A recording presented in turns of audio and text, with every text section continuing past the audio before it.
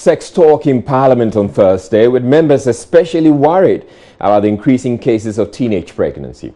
North Dai MP Joycelyn Tete first raised the issue on the floor because the phenomenon was particularly worrying in her constituency. For her, teenage mothers, apart from being at a greater risk of maternal mortality, as their bodies are not well developed and mature to accommodate a baby, they are often compelled to drop out of school, worsening their plight even more. Teenage pregnancy also results in most affected girls dropping out of school, becoming unskilled and unfit for the labor market, even as they prepare to become mothers. This double jeopardy of being an unskilled teenager with the responsibility of taking care of the young is what demands that some immediate relevant national policy is crafted to halt the worrying trend of teenage pregnancy in North Dai and beyond. Now, her statement then opened the floor for contributions from other MPs, with a member from the Futu constituency, Alexander Ifanyo Marking, making some very bold suggestions, including advising young girls to study their menstrual cycle and have sex during their safe period. That is, if they need to engage in any intercourse at all. My view is that under the guise of religion, we shy away from educating our girls on issues of sex. But that is wrong. At age 12, these days, because of the food they eat, around 10, 11, they go through that transition. The Speaker, I don't want to express my own fears.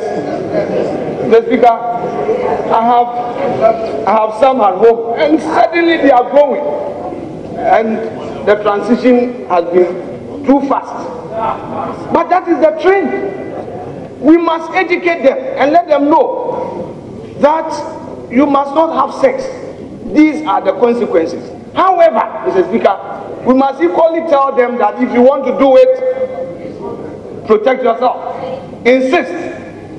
Let the man use condom. James Kluchevaji, his colleague from Ketu North, thought the proposal was outrageous and demanded a retraction, but the Futu MP would not budge. After the 5-day cycle, which is the ovulation period, if they do it, they will get pregnant. So they should not do it within that period, which means that outside that cycle, they can do it.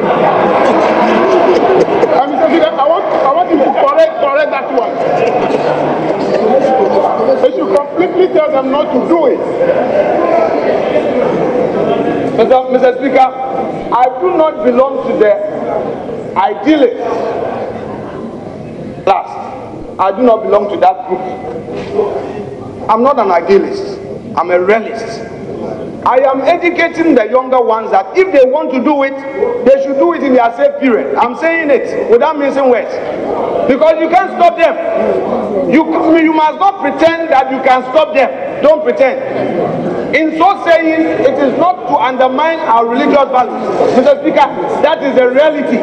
So if you want to have sex when you have your safe period. Or use condom if you are not sure.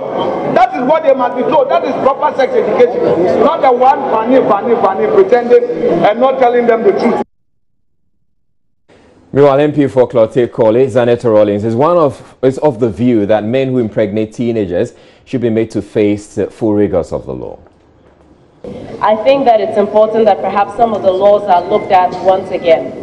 And regarding enforcement, we cannot overemphasize the importance of the enforcement of these laws, as one of the honorable members made in his contribution as well, was the fact that this issue of dealing with this issues of defilement, sexual abuse, and statutory rape in the household or on the quiet is part of the reason that this cycle is being perpetuated, and it needs to be brought to a stop.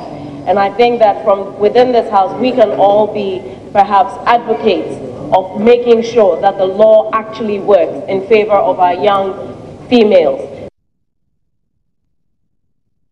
Now, the debate in Parliament has broached a subject which many typical Ghanaian parents would rather avoid: sex education and how to approach it. Most parents now never had any such talk about sex with their parents and find the subject of sex a taboo and one that they cannot discuss with their children, only to be surprised later about how much their children actually know, or worse yet, when they find out that they're sexually active. So we went out to have a conversation with some adolescents about sex and how much education they have had on the subject. In the conservative society we find ourselves in, sex is an issue that we do not normally talk about. MPs are calling for the distribution of condoms to teenagers to curb the issue of teenage pregnancy. I'm joined with some students to find out from them what they know about sex. You know that sex is when two individuals, a male and a female, come together and agree to have sexual intercourse. I know that sex is between two adults that are married, because it's in the Bible that only two people can have sex. Sex was designed by God for two adults in order for birth to occur. How did you get to know about sex? It was taught in school. My dad taught me and also my teachers. I want you to be very blunt with me as possible. No. You've never had sex? Have you ever? No. Have you ever had sex? No. No. In school, we were taught that when you have sex at this age, the lady you have sex with might get pregnant, and then it may cause a lot of issues. She might drop out of school, and then it may cause so many problems for both families. And I have a plan for my life, and I don't want anything to interrupt it. I can become a dropout, and therefore I want to be able to achieve my aim. So there's no way I want to have sex so that it will act as an interruption to my education. It's for two adults, and I'm too young to have sex at this age. So apart from school, that you had sex education, where else do you want to have sex education? The house. In the house. With my parents. What do you want them to tell you about sex? Are you not? Do you feel shy when they're talking to you about sex? No. Why? Because it's a normal thing every parent has to teach their children. Okay. So when do you intend having sex? When I'm grown and married. When you are grown and married. Yes. And you? The same thing when I'm grown and married. Oh, okay. So when were you exposed to the knowledge of sex? When I was about 11 years. 11 years? Yeah. When I was about 12. About 11 years. Oh, I don't know the age. I knew sex from childhood. I was counseled about sex from childhood. When childhood means what age? At what age? Maybe let me say the maximum is 8 years, because I was being told that no, this thing is not good for you, because yeah.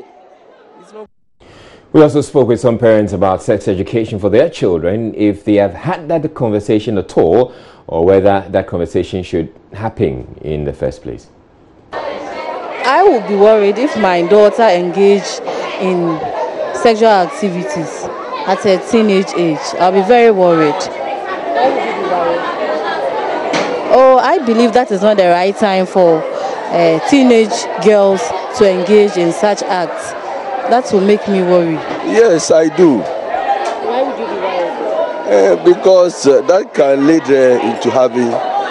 into having pregnancy when she's not ripe for that pregnancy. At least she should complete her school, and she should be working. And then when having pregnancy, she will be able to care for the child. I'll be very worried if those at the early stages of their teens indulge in sex. But now we know that at 17, 18, 19, many of them are in tertiary level. And there I wouldn't be worried so much, because at that level, by the education, they know and understand whatever they do. So as a father, what would you be doing about it if you hear that your child, your 17-year-old or 18-year-old child is pregnant? 17 years at the tertiary level understands the negative effects of pregnancy at that age. So there I know at that stage it won't be a worry to me, because she herself understands what she's doing. Do you educate them on sex? Yes, I do. How often do you do it? Well, at least once a while we sit down to discuss about the sex that problems that they face at school. At times, peers can be discussing about sex. And if I don't educate my child about sex, their peers will educate them. Yes, I do. As a female teacher, I even talk to my students about sex. And I advise them to stay away from early sex, okay? Because I don't think they are ready for it now. And the dangers involved in having early sex, it will be too much on them. My biological children, I would say I do it indirectly. Indirectly because they are fortunate to have a mother who is also a teacher. So as parents, we discuss, but I hand over such responsibility to the mother. Why do you hand responsibility to them? All my children are girls, and they are closer to their mother. They understand their mother. Their mother also have a lot of discussions with them. So I think it would be more appropriate as a woman to directly discuss those issues with. But when there are problems, she comes back to me as a father and we talk about it. But directly, she's in charge. Indirectly, I discuss it with her. Well, joining us in the studio is Youth Programs Coordinator at the Planned Parenthood Association of Ghana, PPAG, Ishmael Selassie, for whom such sex talk is a livelihood. Thank you for joining us, Selassie. Now, you heard the adolescents we spoke with as well as their parents. Yeah. Do you find their view surprising, or this is typical? Very typical. Very, very typical, both the young people and then the parents. And for me, the one that is most important that we need to pay attention to is that of the parents. Parents have consistently said that the responsibility to provide sex education to their wards should be their preserve. But you find that the reality is the opposite. They actually don't. Why do they say that it should be their preserve if somebody else is offering it? Well, the schools, for instance. Yeah. Well, I think it is just in the general fear and anxiety about not being sure what exactly somebody is going to be telling their kids in school. But so you say they want to do it, and yet they don't do it. They don't do it. They don't do it. They don't know how to do it. They don't even know how to initiate it, when to start it. It's a big confusion. Why do Ghanaian parents find it so hard to have sex conversations with their wards? Because sex is supposed to be hidden. Sex is supposed to be in the dark. Sex is supposed to be the unspoken language. You should naturally know how to do it when you get to that stage. But that's what our problem is. Is it a typical Ghanaian problem? Typical. Very typical. Everywhere you go in Ghana, everyone you talk to, they would want to be the one to, the parents would want to be the ones at the forefront providing this education. Well, if you go to some other African countries, it's the same. As we speak, in Uganda now, there's a big battle about what can even be delivered as sex education in school. You can't even call it sex education in school. The community feels that that responsibility should be left for parents to do. But the reality is that it is not happening. The parents don't know how to do it. And a greater proportion of our parents today are actually people who should be parented themselves. We have a lot of teenage parents in this country who themselves need to be parented, but they have entered that sacred career of parenthood and they have no idea what to do. The adult parents, because of our culture, our religion, and our sociocultural environment, we do not naturally open up to talk about sex. It's something that should be done and seen in secrecy. The best sex education a parent in a typical Ghanaian family will give to the child, especially the girl, is that, I was going to speak Chinchi, don't let any boy touch you, because if they touch you, you're going to get pregnant. That's the farthest they're going to go. That's the farthest they would have gone. Yeah. I know some schools are beginning to give such education to their pupils and their students. How widespread is that? Okay, so currently in Ghana, we have the integrated comprehensive sexuality education that is supposed to be taught in all public schools, from basic to senior high school. The thing is that it's integrated into various subjects, but there are a number of challenges. Number one, the teacher who is teaching it has reserves the right to teach it the way he or she feels appropriate. And the study is showing a lot of teachers themselves feel they are not capable. They are not. They don't have the confidence. They don't have what it takes to teach it. They expect. They rather want an external person to come into the school to help them teach it. Secondly, also there is the issue about who has control over the school and what is allowed to be taught or delivered to the people, to the young people in the school system. So as much as the curricula currently provides a certain leverage for the education to be done, it is not happening comprehensively.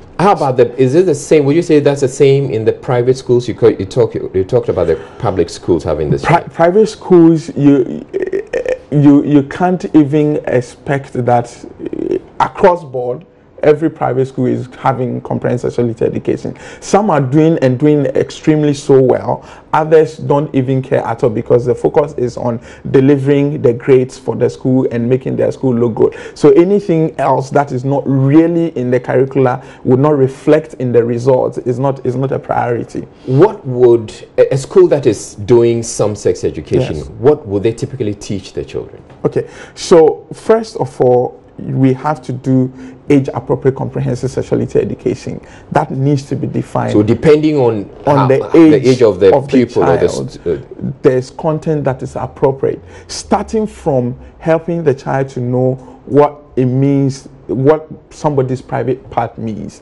and what inappropriate touch means, and what inappropriate language means, what you can't say to somebody, and also the child knowing what to do when somebody, a colleague of yours, a tutor, a caregiver, tells you something or touches you in a certain way or asks you to do something that is inappropriate. That child having the boldness and the confidence to report that incident to the parent. At what age should they get this education? As soon as the child can understand what A means and B is. As soon as the child can say, "Mommy, can I do this?" As soon as the child can talk, you need to start talking to that child to know what is appropriate, what is inappropriate. So that is basic. Let's move to intermediary. So you get to say primary 1. That child needs to begin to know my body and my body parts. Okay. And in the definition of that body part, helping him or her to know which is your private part and which is your what you cannot touch. And primary 1 will be about 6 years. About 6 years. That child should already know what private part of the other person is and why it is inappropriate to touch somebody on the breast or at the bum or even hold somebody's lips and pull it or attempt kissing a girl or a boy. Okay, so next level. So next level, then you're getting to upper primary, from primary 4. Then you start talking to the person, the child. How procreation happens. What is pregnancy? How does pregnancy happen? What is it that at age 4? Remember, at age 4 we are talking about is it 9 or 10? Your child already primary 4. That child already can tell you, recite to you what happens before pregnancy, how he or she was born. The child can tell you. And so if you continue to live in the deception that the children do not know, you're deceiving yourself, the worst would happen. Okay. Because we have a grandmother in Ghana today who I think is just about 33 years old. Grandmother, 33 years. Just about 33 years old. And grandma, at what age did she have her child? And at what age did is there a basic manual for parents who would want to do the sex education, have the sex education at home? Fantastic. What we have done in this country is that we have produced a national curricula that is age appropriate for the delivery of comprehensive sexuality education for young people. Good thing, the National Population Council has led the process to develop a guideline that should guide anybody that is attempting to deliver comprehensive sexuality education, so you know what content you are providing to what age of young people and the progression that you need to follow, so that by the time the young person is leaving senior high school, that young person is fully empowered. What is left though is now to use that curricula to build capacity of teachers to be able to teach, to produce the teaching and learning aids so that the children in the school can be appropriately taught and they can also read and understand. But also we need to address the sociocultural system, the situation that we saw in Parliament today. And I'm very happy and excited, and I want to congratulate the Parliament for taking the bold step to start this conversation. Because that's where it really starts. The people must wake up to the reality. At this stage in this country, and having 30 million people, we're joking if we don't address the issue of sexuality. Right. Thank you very much, Ishmael Selassie. Ishmael Selassie is a Youth Programs Coordinator at the Planned Parenthood Association of Ghana, and he has been engaged in sex education for, I'm sure, how many years now? Over 20 years. Over 20 years. Yeah. So you started education at which age? I started at age 12 as a member of the... You started educating people about sex at age 12? As a member of the Family Life Education Club in my good old home, Edukrum Methodist Junior Secondary School. All right. So there you have it. He's a veteran. We're taking a break here on JoyNews Prime. We have more news coming your way. Stay tuned.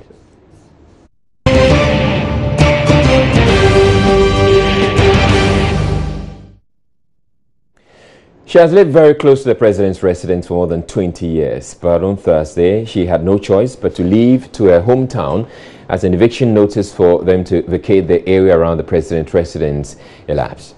When the JoyNews team visited the area, many of the residents had packed their possessions into a waiting truck. JoyNews' Maxwell Agbawa caught up with a 60-year-old widow who, amidst tears, says she will definitely return to that place.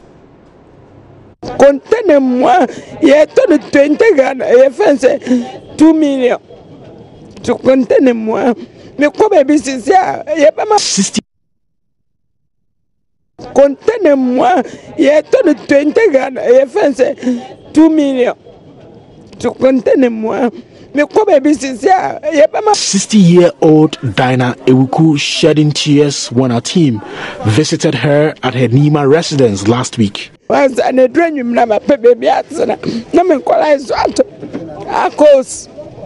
She yells the name of one of her 6 children, Akos. One of my children is in journalism school. How is she going to continue with her education? The compensation is not enough. I can't use it to buy any land. I don't have any space to put my container. Their father is not alive. Things would have been better, she said, as tears begin to roll down her cheeks. The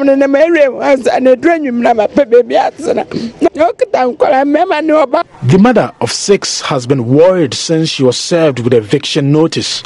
It is the last day for her and her neighbors. As some of them begin to pack their possessions from the makeshift structures, she sits on a plastic chair to watch them. Auntie Diana is very stressed.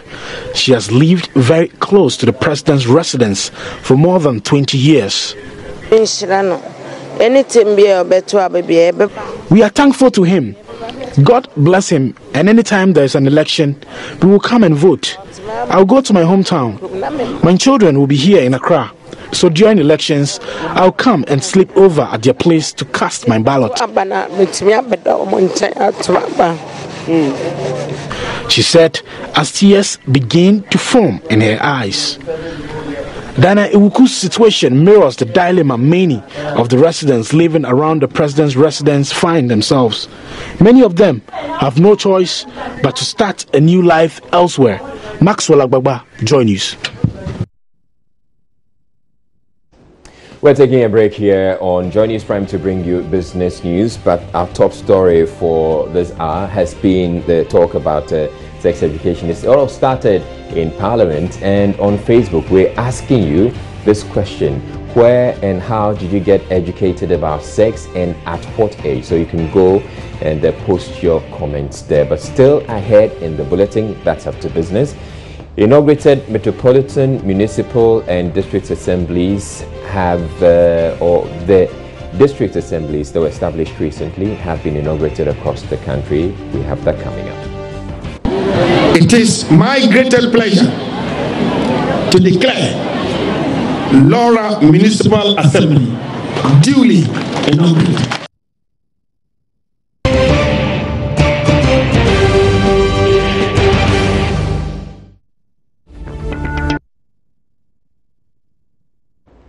Good evening to you. Time now for business. Now, government is now looking at raising more than what it targeted for this year's Eurobond sale. According to the Bloomberg News, the Finance Minister Ken Ofori-Atta disclosed this to them in a telephone interview. There's more in the following Business Desk report.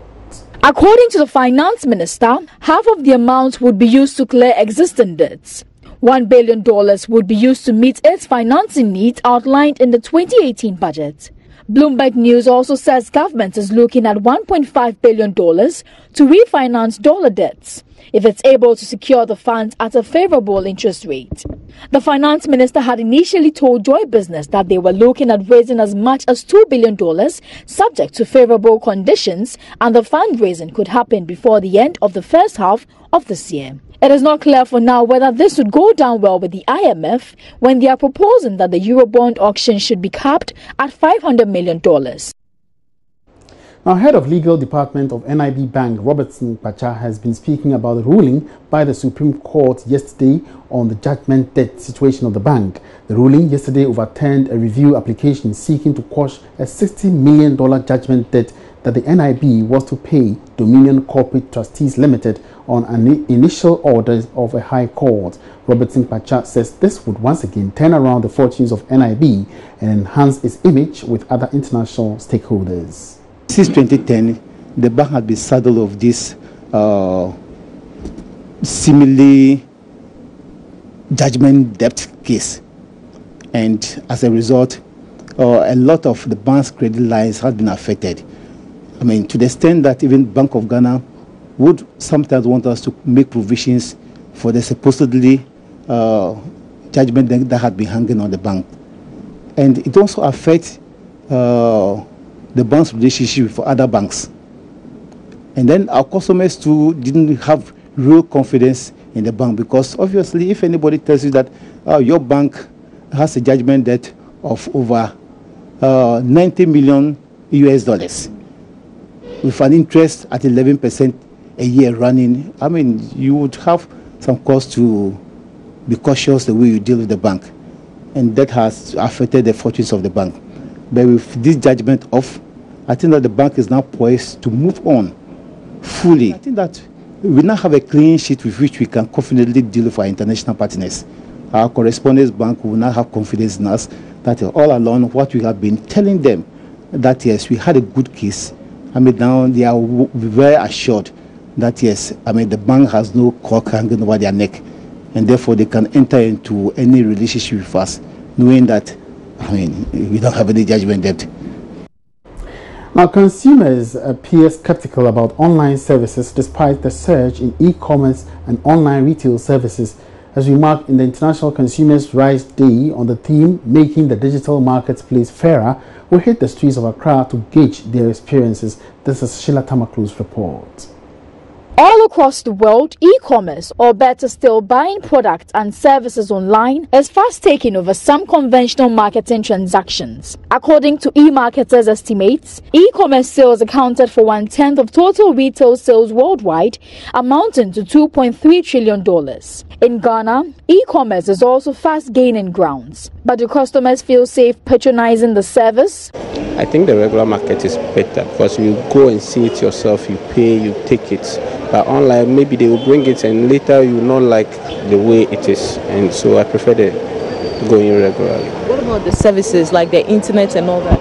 It's fast, but sometimes, you know, our network sometimes breaks down and all stuff. So later you realize going regular will be better than shopping online. Do you feel safe transacting financial business on platforms, for instance, using your mobile money to pay and stuff? Do you feel safe using it? Usually pay on arrival. So like, yeah, but we have yes, people prefer to pay on arrival, but there's also the option of mobile money. So for you, would you feel safe using your mobile? I feel safe with when my goods come and ask me to pay with the mobile money, I'm fine. You know, some of them have the PayPal and all that. So when you come and bring your machine and I do it, fine. But then I wouldn't pay before my arrival. No, it's quite risky. You just can't risk it because it's still Ghana. Anything can happen. You just can't risk it. So essentially, it's like the law doesn't really protect us. So if you pay and a product doesn't come, you can't hold anybody responsible. The least you can do is go on social media and make noise. They've already taken your money. So then you just go like that. Do you feel safe when you are doing all these transactions, that's in the online payments and purchases? Do you feel safe? Well, a bit yes, you can feel safe in a way. No, it depends on the credibility of the institution, and you just have to watch how many people have been able to go about it successfully.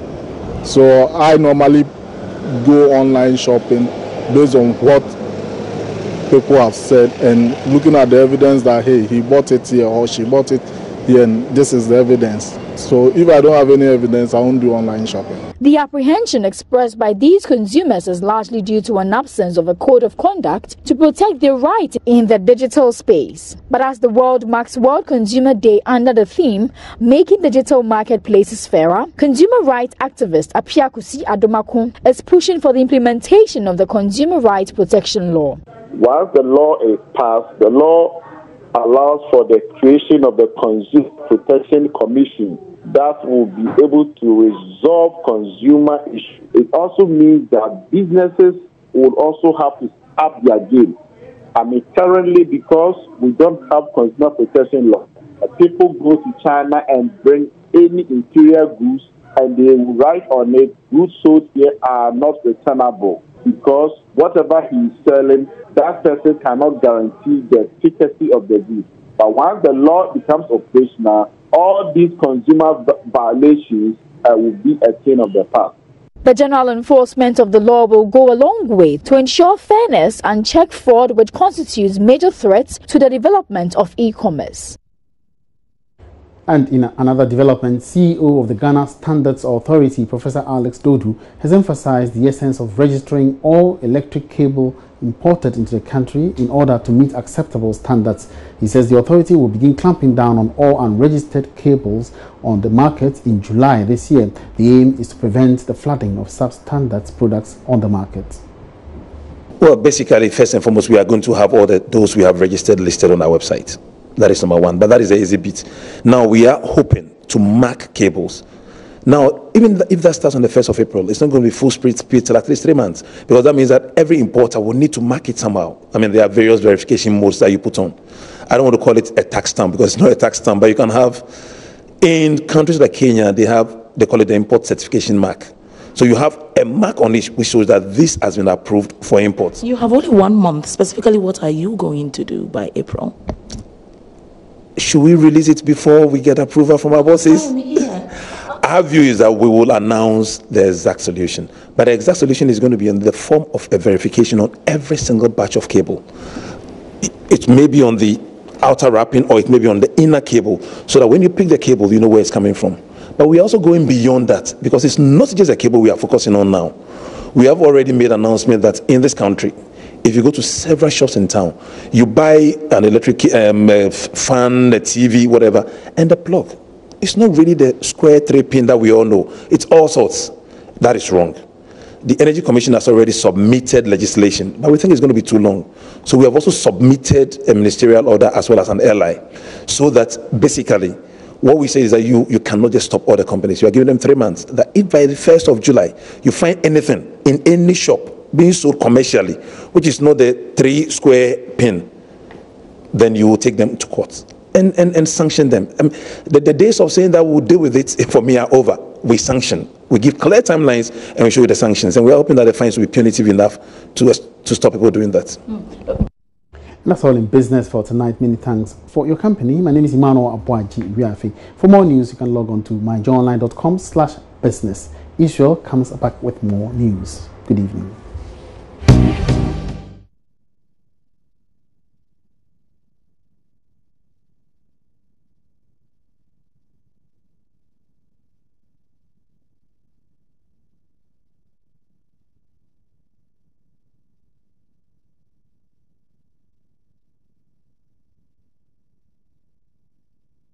The Electricity Company of Ghana is optimistic the recent reduction in tariffs will expand its customer base. According to Public Relations Officer William Boateng, the cost of bills have compelled some of the company's customers to resort to alternative sources of power, including illegal connections, to avoid paying the tariffs. He tells JoyNews he looks forward to a return of such customers, which should translate into higher revenues for the company. He spoke in an interview on the back of the implementation of the latest tariff reduction, which took effect on Thursday. We are explaining that with credit meters, they don't have any problem at all, because you know it's a monthly billing cycle. In fact, our system is a monthly billing cycle system. You consume the 30 days, you come and pick your reading, and then we give you your bill. And so with the credit meters and credit customers, there's no problem at all for the month of March. Unfortunately, with the prepaid customers, we are saying that because some of us have purchased already or deposited cash already for the month, and because we run a billing cycle of a monthly billing cycle end of March, we are saying that you continue to vend, you continue to go and purchase or deposit cash for the month at the same old rates. At the same old rates. Now, come April, 1st April, the system has been programmed to pick your aggregate consumption for the month of March, and then it will work on the pro rata, and then the relief that's expected of us to give you for the month of March, that is between 15th of March to 31st of March, will be refunded in April. That is all we are explaining. You understand? So we have implemented, because we have programmed and the system is now running. So when you go to purchase electricity, that's what we understand, where we deposit cash, but we purchase electricity. You buy it at the new rate of the reduced rate. All right. Then you have some outstanding relief in March. The system will now do the calculation. When you go on a second visit, it will do the refund for you. Okay. What we are doing, and we have done, almost done with it, I have a copy here. We have prepared the reckoner, where the reckoner tells you your consumption and expected costs. We'll make it available in the newspapers, in all our district offices and cash points. It will aid you to understand how much you were paying previously and how much you are going to pay currently for a certain number of units. Now, the minority in Parliament is, however, not very pleased with the reduction and is cautioning that Ghanaians may end up paying a higher price for the relief that they are enjoying right now. Spokesperson on Mines and Energy, Adam Mutowakilu, tells my colleague Elton Brobe the development will only add to the huge debt in the power sector. According to him, the PRC at a meeting failed to justify the reasons behind the reduction. We're quite disappointed, because even the press statement that PURC issued and gave the reasons why that there was that tariff reduction, they couldn't explain even one point to us. And the committee had to come to a conclusion that we need to re-engage them to brief us. But however, there were certain few things that I picked. In their statement, they indicated that Ameri had been renegotiated, wanted confirmation, no response. Had government renegotiated Ameri, no response.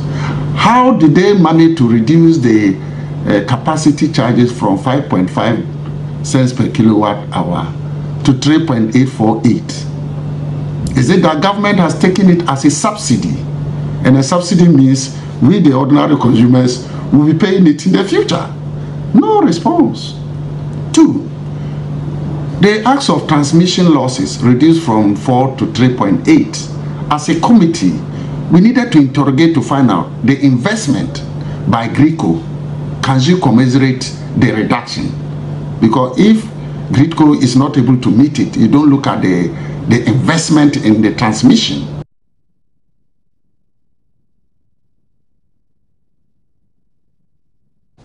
Now, Indian businessman Ashok Kumar Sivaram has petitioned the Interior Minister Ambrose Derry asking his intervention to ensure restoration of his residence and work permit.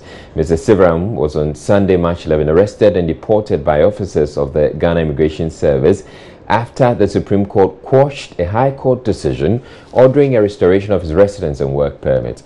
The petition signed by Mr. Sivaram's lawyers is appealing to the Interior Minister to consider, quote, supreme interest of his company, unquote, My Communication Limited, which is based in Ghana, and grant him the permit to enable him continue his work.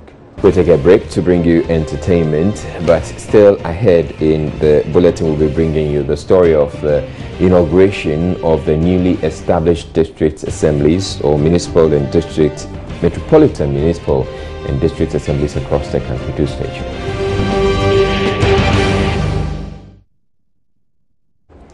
President Akufo-Addo has assured government has not abandoned plans to have metropolitan, municipal and district chief executives elected, insisting it is working towards it. In a speech read on his behalf at Thursday's inauguration of the Ayawaso West Municipal Assembly, the president also called for an end to agitations over the siting of district capitals, cautioning that such confrontations tend to derail government decentralization efforts. The Ayawaso municipality is one of 38 new MMDAs inaugurated across the country, with a number of them elevated from district to municipalities. The last few months have seen some agitations and confrontations in parts of the country, with assembly members protesting against some of the president's appointees at the local level. In districts such as Mpoho in the Western Region, Bilso North, Itiwa West and Jomoro, members of the governing New Patriotic Party objected to some of the president's appointees. More recently, there have been standoffs in parts of the Ashanti, Central and Upper West regions over the siting of some of the district capitals. Attorney General and Minister of Justice Gloria Ekufu, who read the president's speech, warned the agitations have not been helpful in the decentralization drive. We should endeavor to make the decentralization agenda work by minimizing agitations on the siting of district capitals, election of presiding members, appointment of government nominees, chief executives, and provision of critical facilities in the parts of the communities. It is my greatest pleasure, on behalf of the President, Nana Addo Dankwa Akufo-Addo, to declare Ayawaso West Municipal Assembly duly inaugurated. The newly created assemblies are also being urged to make prudent use of resources allotted them. While the government is spearheading the efforts of accelerating and sustaining decentralization, I entreat all of you as stakeholders to be focused, committed, and pursue the agenda of development with one purpose. I am determined to fully meet the constitutional imperative to ensure the accountability of local government authorities. People, in particular local government areas, shall, as far as practicable, be afforded the opportunity to participate effectively in their governance. Member of Parliament for the Ayawaso West Wogon constituency, Emmanuel Tremantinge-Jaco, pledged his collaboration. Sanitation is top on the agenda.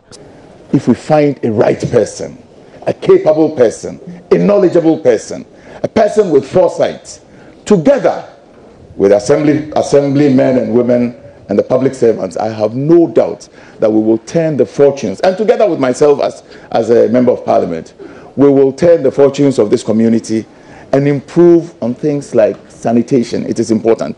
Speaking at the event, traditional authorities at Laboaleshi appealed to the president to quickly develop government-acquired lands which have been earmarked for developmental projects. Secretary of the Council, Samuel Kotayoko, bemoaned their practice where some government lands are being developed by private individuals. Another area we want to draw your attention to, which we may need your support, is the protection of government lands. We are aware that various executive instruments, i.e., have been used to acquire lands from the traditional authorities for public use. Unfortunately, greater portion of the lands have been allocated to private developers with the support of Lands Commission. There are a number of lands that have been walled and earmarked for private use. We are prepared to assist the present government to acquire these lands for an assembly complex, to house all the centralized departments and units of the assembly. We can also make mention of the vast stretch of land between Okonglo and UPSA Junction, and wish to state that it could be used for the siting of second cycle institutions and other facilities that will serve the interests of the people in the municipality. Members of the Assembly say they are looking forward to the President's appointment of the MCE to set the municipality's agenda rolling. At the Ablekuma West Municipality, the President charged MMDCUs to set aside their differences and work together to develop the various assemblies. Foreign Affairs Minister Shirley Ayoko Bochwe, who read a speech on behalf of the President, said the move to create new districts and municipalities is to provide opportunities for poverty reduction and create jobs. Assemblies are the focal areas for the government's rural and urban development agenda. These include the provision of better opportunities for poverty reduction and enhancement of quality life, using agricultural regeneration and industrialization, as well as urban renewal programs with emphasis on development and maintenance of urban infrastructure. The assemblies are an integral part of my vision for economic and social transformation as provided in the Coordinated Program of Economic and Social Development Policies 2017 to 2024, which I have presented to the Parliament of Ghana. The main goals to be pursued include: 1. Creating opportunities for all Ghanaians. 2. Safeguarding the natural environment and ensuring a resilient built environment. 3. Maintaining a stable, united and safe country. And 4. Building a prosperous country.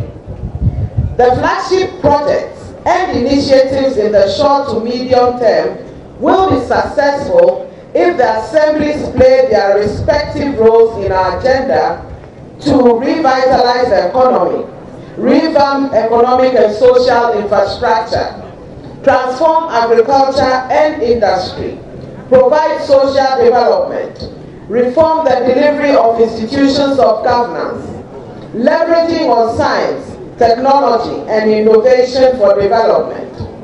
It is obvious that an enormous responsibility is placed on the shoulders of the assemblies regarding deeper political and administrative decentralization, decentralized planning, fiscal decentralization, and improving popular participation.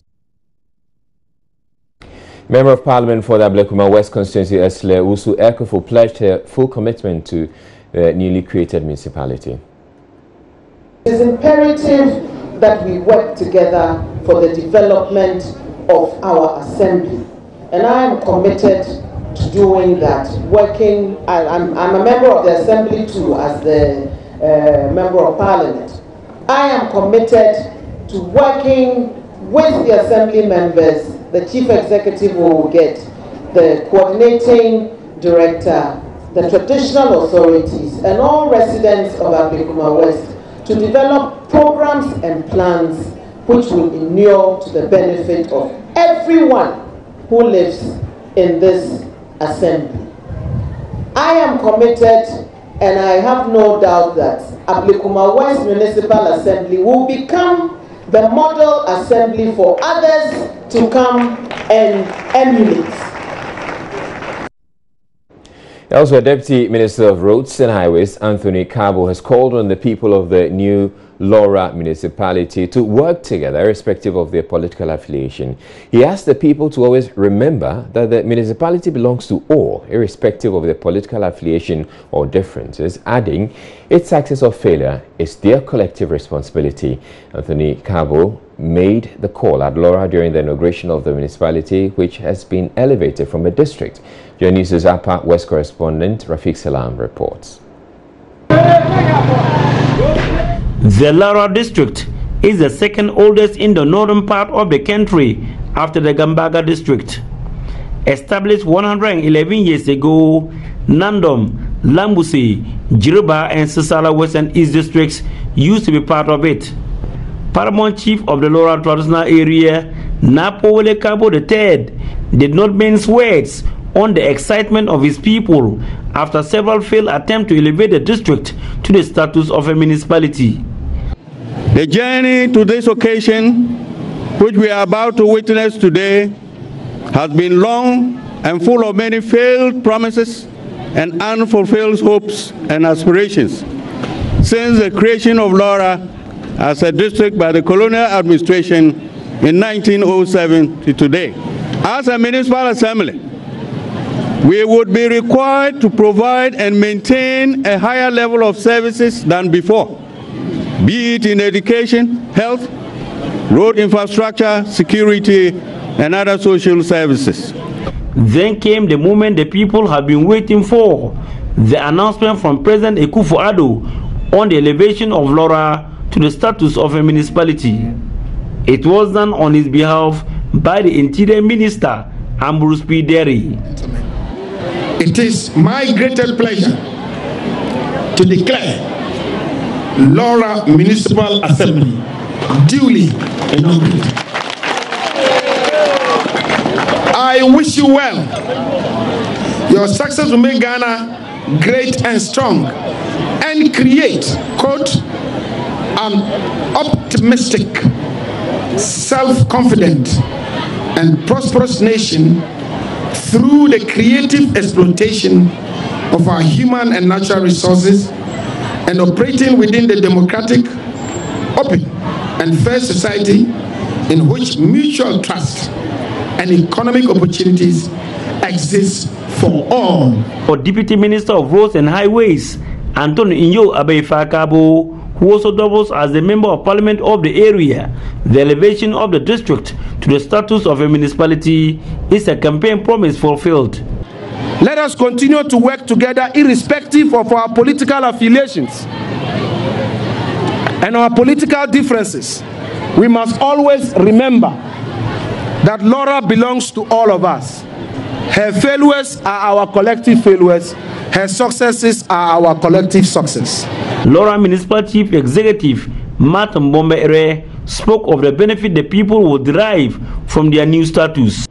It means improvement in our infrastructure, such as roads, electrification, and reduction in poverty, improvement in our living conditions, and our educational standards. Similar inaugural ceremonies were also at Tumu and Jireba. Acting Upper West Regional Minister Amidu Chinia Isaku, on behalf of President Akufo-Addo, inaugurated the Jiruba municipality, which has also been elevated from district status. On behalf of the President, His Excellency Nana Addo Dankwa Akufo-Addo, the President of Ghana, to declare Jirapa Municipal Assembly duly inaugurated. Reporting for JoyNews, Rafiq Salam, Lora. Well, President Akufo-Addo's call for an end to agitations in the various local assemblies because of its effect on the decentralization drive may not have reached residents of Domnasi in the central region who are threatening to embark on a demonstration over the government's decision to move the district capital to Port Said. Because we don't have people to fight for us, because we are laymen. We are pleading with the government and the regional minister to bring back the district capital. If they don't, in 2020, they shouldn't step foot here, because we won't even be here to vote.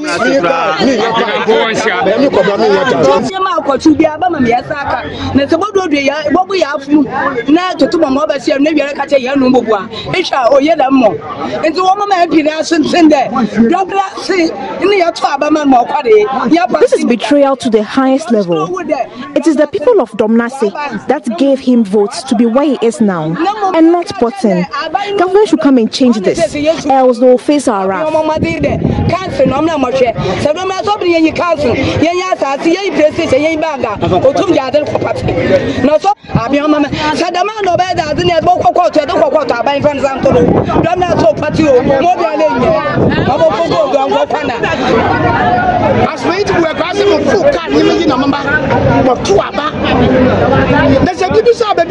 I brought my whole family to vote in the last election, but look at what they are doing.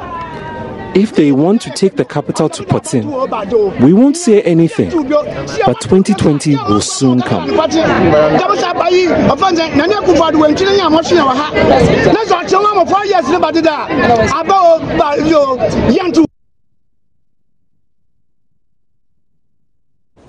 Hundreds of residents in the Buakwa North municipality in the Eastern region were disappointed today when news broke out that the inauguration of the new district has been cancelled due to a court injunction. Many who came to witness the inauguration ceremony arrived on the grounds at around 9:30 a.m.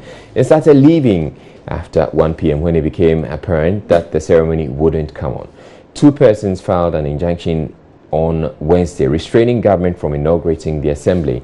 They are praying a high court to order government to make Achimtafo the municipal capital instead of Kukurintumi. Chiefs, Queen Mothers, former Eastern Regional Minister Ambassador Victor Behum, Mr. Prince Kofi Amabeng, among other high-profile personalities came and left because the inauguration delayed.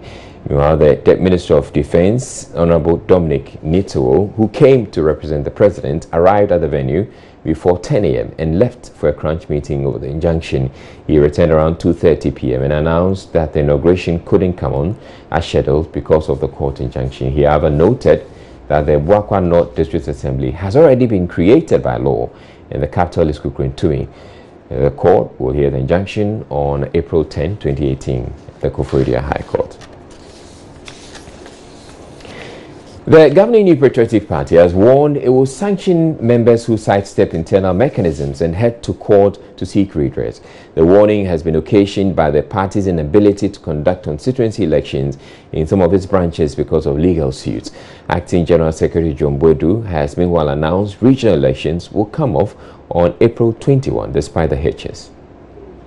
Party give room for all members of our party to exhaust our grievances procedures if for one reason or the other you are not happy about any of the processes, and that after the elections we are going to put together a disciplinary committee and a committee specifically to look at matters that arose from the polling station, electoral area, constituency, region, and likely national elections, to deal with people who deliberately sidestep party procedures, party structures, to take the party to court. And that one, we insist on it. That is not to say if a party member has anything and exhausts grievances procedures, he has no right to go to court. But there are some that are deliberate, that have the intention of bringing down the image of the party. And for that one, we are not going to tolerate. We will make sure that discipline is meted out to individuals who flout party structures and party rules and regulations. And for that matter, we will insist on it. The party has also set up regional election committees to oversee the elections. Mr. Wedu asked that they make forms available to all interested persons. Positions to be contested. Positions that are available to be contested in the region are the regional chairperson, regional first vice chairperson, regional second vice chairperson, regional secretary, regional assistant secretary, regional treasurer, regional women's organizer, regional organizer, regional youth organizer, and regional Nasara coordinators. These are the positions that are available, that are vacant, that prospective applicants are expected to apply for. In conclusion, ladies and gentlemen, the party wishes to once again make a passionate appeal to all stakeholders, especially there will be candidates for the various positions in the upcoming primaries and their supporters, to respect the rules of engagement and conduct this exercise with the necessary maturity so that we will have incident-free primaries. We wish all the aspirants or aspiring candidates the best of luck in this election. Let us remain united and committed to the call of the party and government at all times, so that we can continue to deliver the needed prosperity to the Ghanaian people. Once again, let it be said that the MPP came out of the 2018 primaries as a much stronger party than before. Thank you very much. Now, children are compelled to sit on wooden slabs to learn due to lack of furniture at Boti St. Philip's Basic School in the Yolo municipality of the Eastern Region. Education Authority says hampering effective academic work. JoyNews correspondent Edwin Kofisian visited the school and reports both the kindergarten and the entire primary stream is affected. Boti is about 17 kilometers from the eastern regional capital, Koforidua. It is named after the popular Boti waterfalls located in the area where residents are predominantly peasant farmers. Boti, the epicenter for a host of other communities, hosts a clinic and a basic school for up to 6 surrounding villages. Established in 1956, it's one of the oldest. Despite its relatively short distance to the regional capital, the school is categorized as deprived. Besides lack of basic amenities, the few existing facilities are in deplorable state. Staff and pupils can no longer use these makeshift structures with hanging roof as canteen and washroom because they have become death traps. These kindergarten pupils, like every other school child, aim to climb high the academic ladder. However, their dream of achieving that could come crashing down. Pupils strain their necks upwards to gaze at their teacher while sitting on these wood slabs during classes hours. Head teacher Collie Francis Odonko tells JoyNews the situation is stressful. Waiting to the district municipal education for help, but that has become out of that yet. Do their promises.